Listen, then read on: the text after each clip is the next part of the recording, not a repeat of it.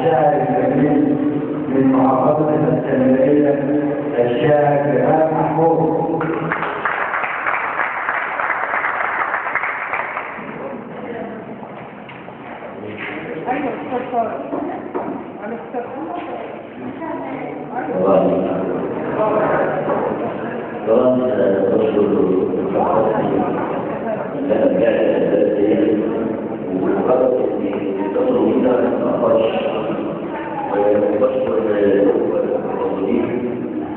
وبشكر السيد كمان الجمعية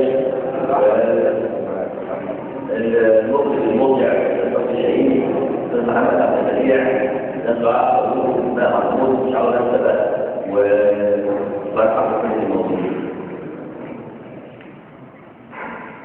ليه كده؟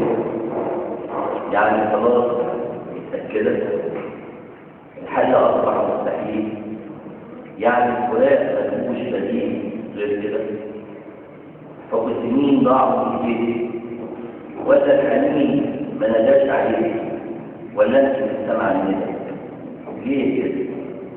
فليه فكر ان لسه باقي على البنت وانت رافضه تكملي، هتبيعي بكره واللي باقي من حبنا يبقى خلاص تكملي. مشوار براحه السنه لو عشت بعد السنين الطويل، لو ضغطي مر ونار وبيت ما انت هديتي الامل، انت اللي قلتي مفيش تغيير.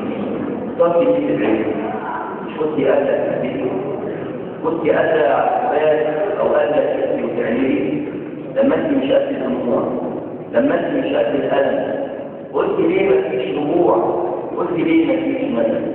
دلوقتي جايه تسمعي علشان تكوني وترجعي، ما خلاص مفيش كل اللي فات. لمي دموعك وارجعي، ما بقاش يجيب كل ده، ما بقاش يجيب كل ده.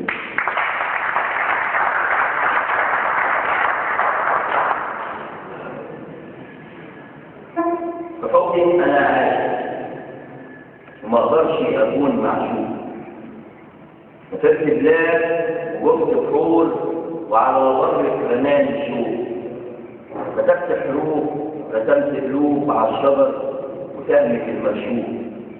لحب كان لي ونس وصديق، لحب كان بسمة تهز الريح، يلي من حبك كنت بدوق وانا اللي حالي علمني ما بصش فوق.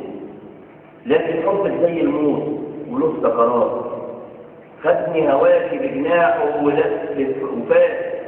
ولما قلت عدى وفات لقيت حبك كما الطوفان، وانت زي دوامه تسحبني وانا بسوق النجاه مسنون. حبك اكون عاشق وما اقدرش اكون معشوق.